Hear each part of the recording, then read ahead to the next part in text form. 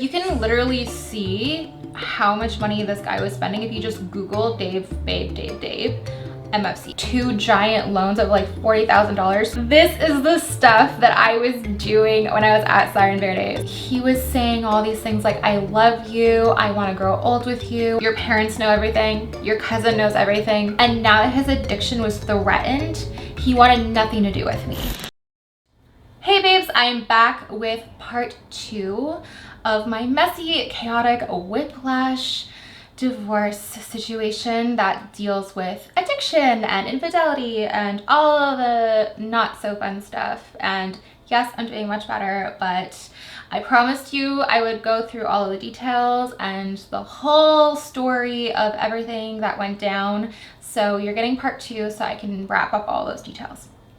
So in the last video, I left you off with where I was at Siren Verde's, and I was making a phone call to the parents with Siren Verde because she had encouraged me to let them know, clue them in on everything that was going on. I'm going to pause there because after filming the first video, I realized that there were some details that I had missed that I'd forgotten to share. So I wanted to add in some of these details before continuing the story of craziness. I mean, there's just so many things that happened and I wasn't in the best mental place. So for me to try to like recall and piece everything together, it just feels unorganized. So it's hard for me to like then collect all of my thoughts and the timeline of everything that had taken place and to kind of give you a step-by-step of what happened. So forgive me if it's a little bit unorganized, doing my best to remember things in order as they occurred. So I'm gonna rewind to when I first got to Siren Verde's in New Mexico when I was staying with her to give my now ex-husband some space.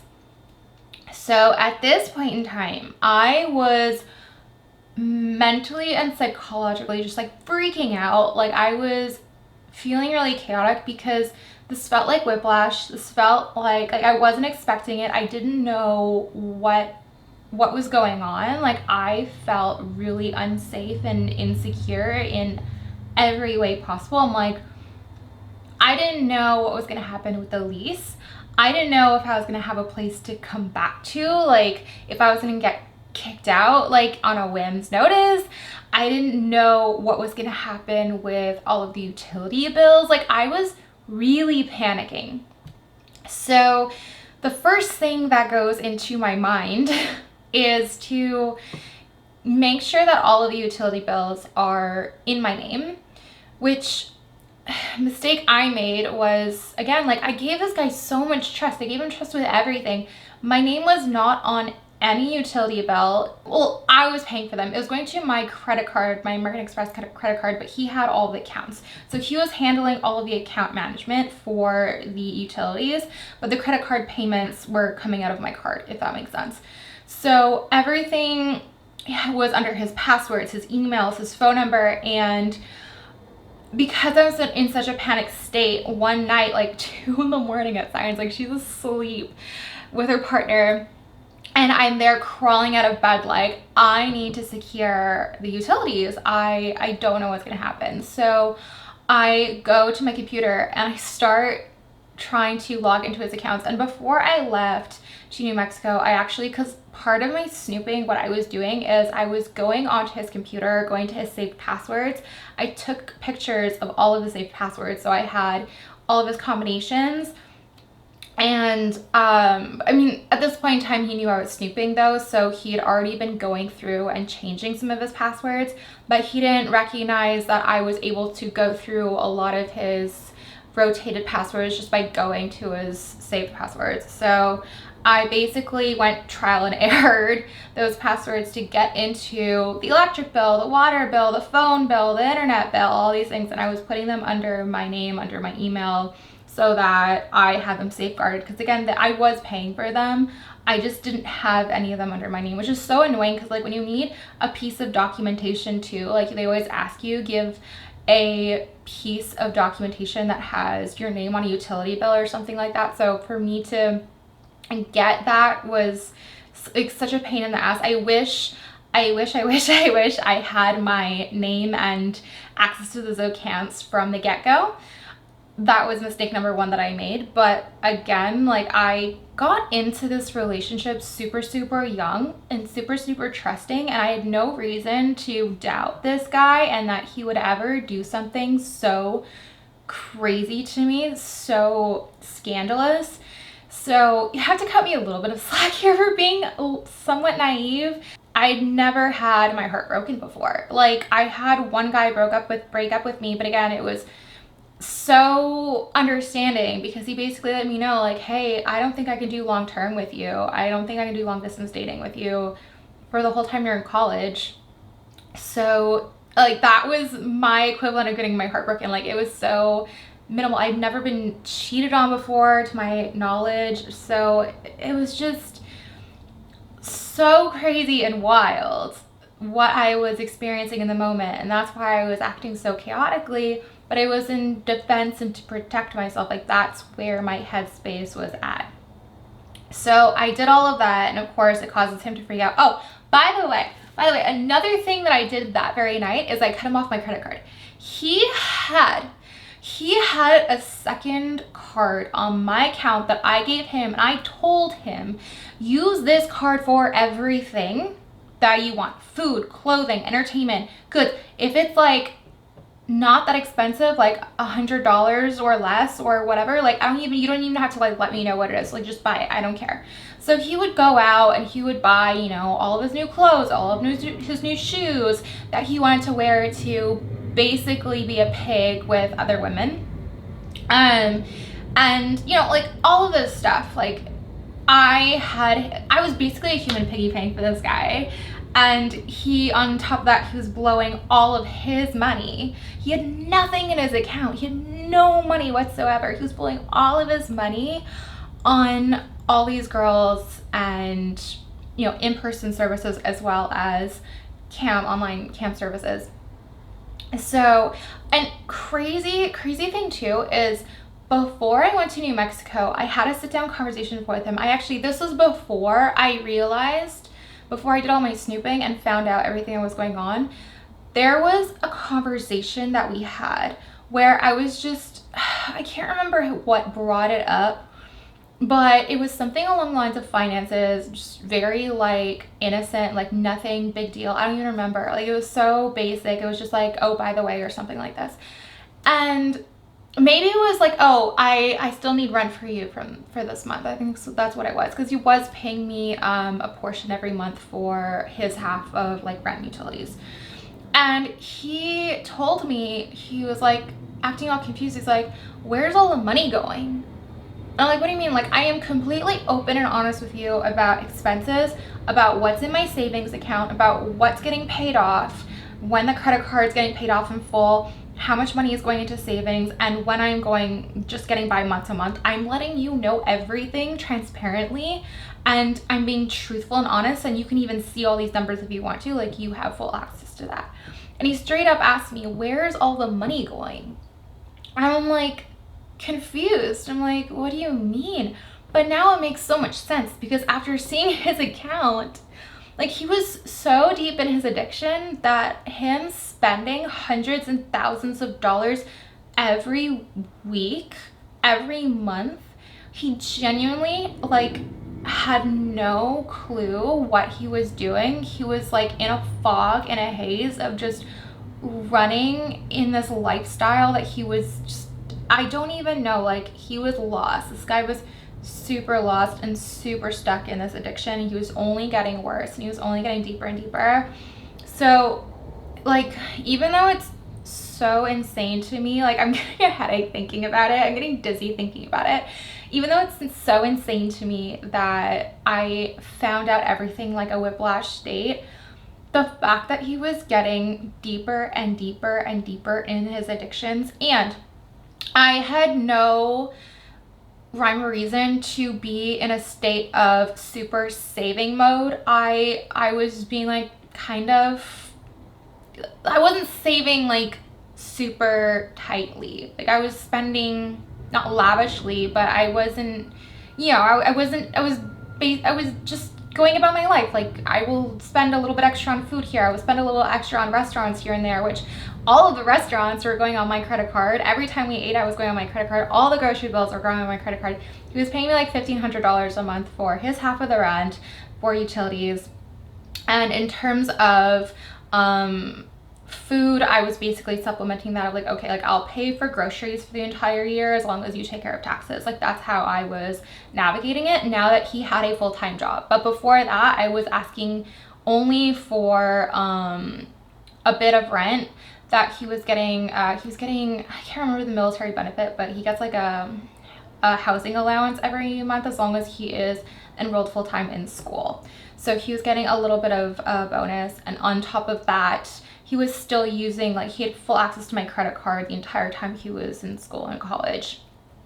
So yeah, that's some additional information on his crazy addiction habits and my lack of knowledge of his spending and I guess my naivety of allowing him access to my credit card and everything. And I'm sure you guys are gonna comment in the comment section like, oh my god, you are so stupid. Why did you give him all of this access, blah, blah, blah. We were married for like 10 years. Like, I trusted him. Like, I don't know. Maybe you guys are gonna be like, oh, like you were just in a shitty luck position, or maybe you guys are like, you're so stupid. I don't know. I'm curious, honestly, whether you're gonna insult me or say something good about me or just, you know, cut me some slack. I'm curious what you guys have to say about any of that. But anyway, back to my crazy finding everything out in New Mexico and changing all these passwords on the utility bills and stuff. I'm also freaking out with Siren. I'm like, oh my god, like, what am I gonna do with the lease? Is that even secure? And she's like, he can't kick you out of the house. He can't lock you out of the house. You have the lease. You're under the name of the lease too. Like, he can't just remove you from the lease. You both have to agree to that together. So I felt safer, but I had to go, because I remember another thing that was really weird that happened is about a month prior or several weeks prior, he comes to me because we had renewed the lease, and I guess the landlord messaged him and was like, hey, like, I don't know where the lease renewal papers are. Can you forward me a new copy of the signed paper? And so he had me re-sign this paper, and because like I trusted in what he was asking me to do, I just went ahead and like quickly signed it and gave it to him. So I was freaking out with Siren, and I was like, oh my god, like that paper. And she's like, just contact your landlord and ask for a copy. And I was like, great, that's like a perfect solution. So I contacted the landlord, everything was fine, the lease was extended. I'm like, okay, I'm not gonna like get kicked out on a moment's notice or anything like that. That would be crazy. So yeah, I was just freaking out about everything.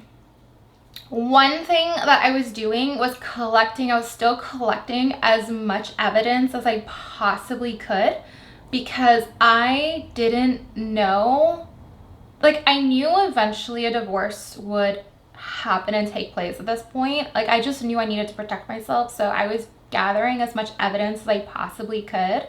One, to prove that I wasn't bullshitting, that everything I was saying was true, that I'd caught this guy and I had evidence for it. If I went to his parents, if I went to his cousins, if I went to, you know, anyone who I talked to or needed evidence of this stuff, like I had it on hand, at least until divorce was finalized, is how I viewed it.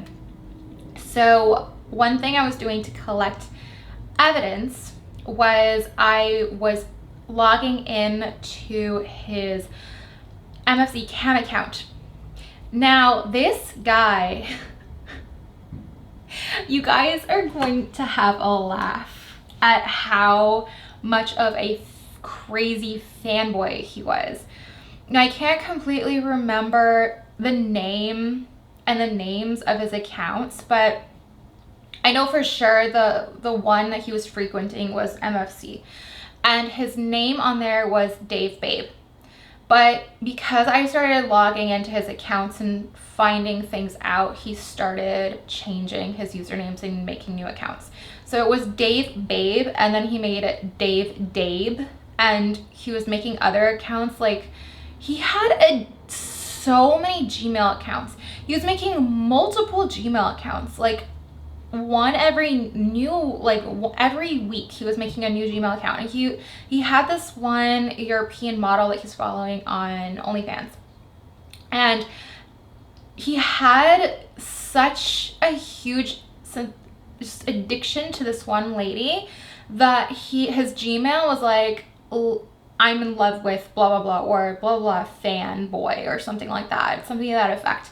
And he had multiple Gmails with something like pretty much along those lines, just for like that model. Like it was wild. But anyway, I was logging into his DaveBabe account, and he was having all these conversations with this one model in particular, but several models. Interestingly enough, there was one model that he was spending most of his money on in tokens, but another model that he was very frequently messaging. And it was all under his DaveBabe or DaveBabe account. Like, you can literally see how much money this guy was spending if you just Google DaveBabe MFC and tokens, and you can see like he's on like top tier of like Christmas donations, blah blah blah. Like, you can literally see how many tokens this guy is spending frequently, and I'm sure he still does to this day, because I'm sure he's still spending money. I mean, I had access to his credit card for a while, and even though he was over like 10 grand in debt at one point, when I was just finding everything out, I helped him to pay off a chunk of that, getting him down to closer to 5-6 grand in debt, maybe 4 or 5. And by the time like I'm making this video now, he's over $13,000 in debt. So within a year, and on top of that too, like a lot of the money he was spending from his checkings account still. I had access to his checkings account because future notice that I'm going to talk about in a little bit more in depth, but we made each other primary users on each other's checkings account as well. And I could see like throughout the year, it's not that easy to get removed, unfortunately. There's other things I'm doing to handle that, but I could see that he's consistently making transactions on his checkings account, and on top of that, his credit card is like 13K plus in debt, like, which is 3 times as much debt as he had like a year ago. Not to mention he already had 2 giant loans of like $40,000. So one loan that he took out was for a student loan. Like, basically he got money for school, but I'm confident that he used that money in tokens and other things. And 2, he got another loan to pay off a lot of his credit card debt, and that was like a good like 20,000. So when I say like he's like $40,000 in debt, like it's his student loan, that his debt loan that he took out, like a loan to pay off everything, and then his credit card that has another, like he's just building debt upon debt and just spending so much of his money that it doesn't even exist at this point, because he's in the negatives on models and, you know, in person and over the internet. But anyway, this is the stuff that I was doing when I was at Siren Verdes. I was doing evidence collecting, I was protecting myself, and I was also trying to get a grip on myself because I was a mess psychologically and mentally, and also just like I was so on edge. I was having trouble eating. I remember that, like, I couldn't bring myself to eat. I had like no appetite, but I was trying to force myself to eat because I'm like, obviously I need to eat. It was so hard to eat. I lost so much weight. I was probably the leanest I'd ever been in November because of all of the stress that my body was under and my mental space was under. I did start getting my appetite back like the last couple of days I was at Siren Verdes, and I remember telling her like, oh, like I actually feel like I can eat today. I was just like, oh good, like I'm so happy that you have an appetite today. One conversation that I actually ended up having before I even spoke to the parents was his cousin. His cousin also lives in New Mexico. I wanted to see him in person and tell him everything that was going on because I was hoping that his cousin could be able to help out with the addiction without me having to go to the parents. Unfortunately, I wasn't able to get the help I needed from the cousin alone, because as I have now learned with addiction that Verde and her partner has told me, and other things that I've learned to understand, is that when someone's deep in addiction, they need to have a rock bottom moment. And if they're going to continuously be protected, where his cousin was going to try to help, but also at the same time be protective and supportive of him, it's not going to be as hard of a wake-up call for that person that's undergoing an addiction. So it wasn't going to be enough to wake him up. So I needed to tell the parents, and that's why inevitably the very last day that I was in New Mexico, I had that phone call with his parents, telling them everything, all the details. I didn't leave anything out, and they were shocked. But even the mother was like, wow, even one of his cousins did this exact same thing. So they weren't completely surprised, but they agreed that they needed to talk to him, that they were going to help as much as they could. I mean, honestly, I am really happy with how much support they actually provided, not just to him, but also to me throughout the entire process.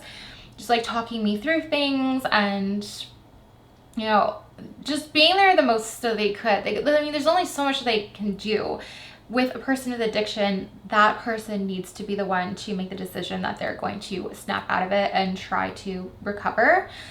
So they told me, you know, we're not going to tell him because he is having also some self-harm thoughts, because I wasn't there and he was alone at the house. So we were going to keep him in the dark that they even knew what was going on until they came to visit for Thanksgiving. It was going to be a whole bash of Thanksgiving, of his birthday, and going to Renaissance festivals. So it was going to be a really cool, fun, and not so fun week because of everything that was going on, but we made the most of it. I mean, it was a really good time. So like, I got back from New Mexico after spending a couple weeks with Verde. I felt a lot more grounded, a lot more collected, a lot stronger to deal and handle everything that I was dealing with and going through.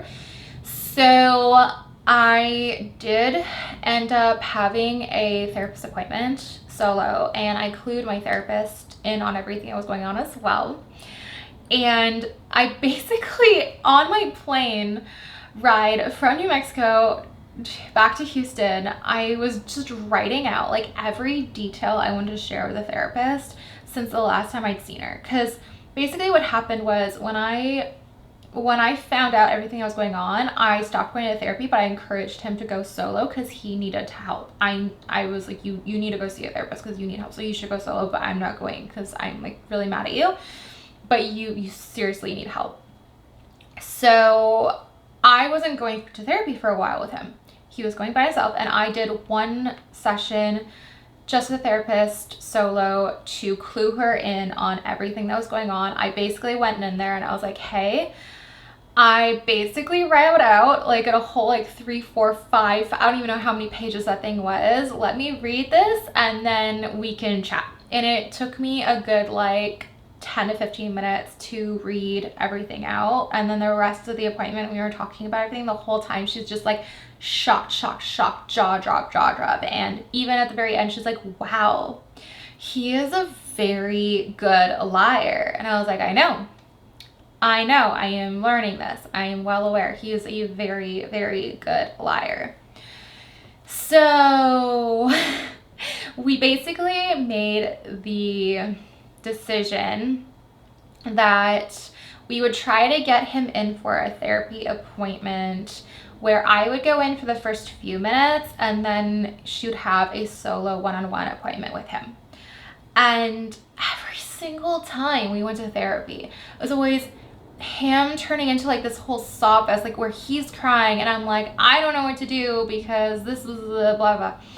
And this was the first time that he went in and he came out pissed. Like, I wasn't even there. Like, I was in there for 5 minutes, I left, and then he was in there for the full appointment, and he was walking out. He was pissed. Like a child that had just gotten caught with something that they knew that they shouldn't have been doing. And so that was before Thanksgiving.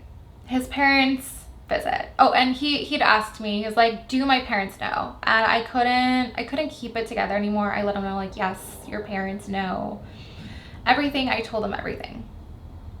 So he was even more upset with me. And up until this point, like, he was saying all these things like, I love you, I want to grow old with you, I want to be together with you forever. Yes, I would like some space from you for a couple weeks. After everything that took place in the span of a few weeks of, I now know that you've been seeing people in-person services. I now know that you've been spending a ton of money on tokens on these platforms. I now have changed these accounts so that I have access to them because I'm scared. And your parents know everything. Your cousin knows everything. Now suddenly he has shifted his demeanor and he is leaning in towards, I want a divorce. And I'm there like, whoa. What in the world? Like, you flipped. You just flipped. Like, what does that even mean? I honestly, like, maybe you guys would know more than I know at that moment, but the only thing that makes sense to me is that he was trying to protect his addiction because he wanted to be able to continue to do this, and now that his addiction was threatened, he wanted nothing to do with me. But I don't know. Maybe you guys know better than me. I don't know. He was super invested in the relationship and wanting to make it work out and wanting to move forward with me, and all of a sudden everyone knows the cat's out of the bag and he wants a divorce.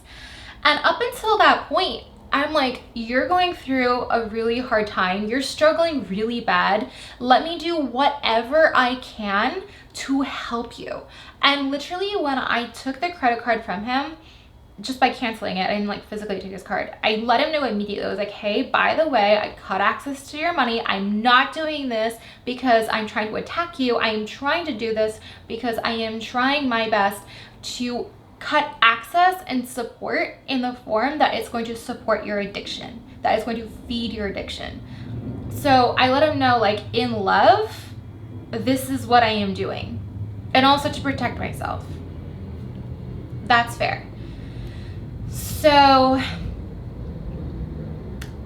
Thanksgiving comes and the parents come to visit and they're having conversations with the two of us. So the dad was having a sit down conversation with me on the couch, and he was basically telling me like, hey, eventually you're gonna have to have a threshold where you aren't gonna continuously try to support him through this and you're just gonna walk away. And I let him know, like, you know I will get to that, if I get to that point, which I know I have done in the past with people, that I will make the decision to walk away and leave.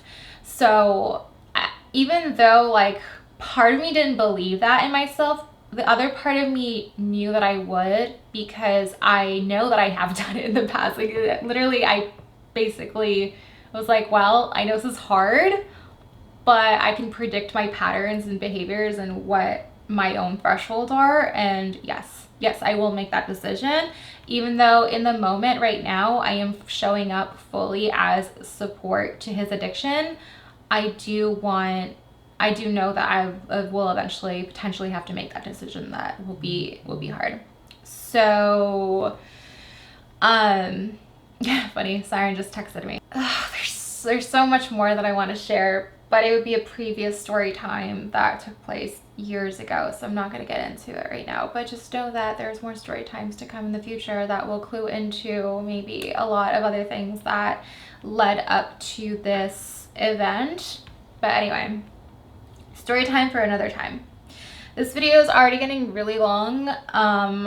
You pretty much know all of the dirty details in this part. I think I am going to wrap up and do a part 3 that essentially covers my divorce and move process and then I will clue you in on a little bit of an update as to what I've been up to as well. So again, I am really sorry that I have taken like a whole year off of YouTube, but I hope that you can forgive me because of the craziness that's been going on in my life. Like literally from September until the end of November is what I've currently covered.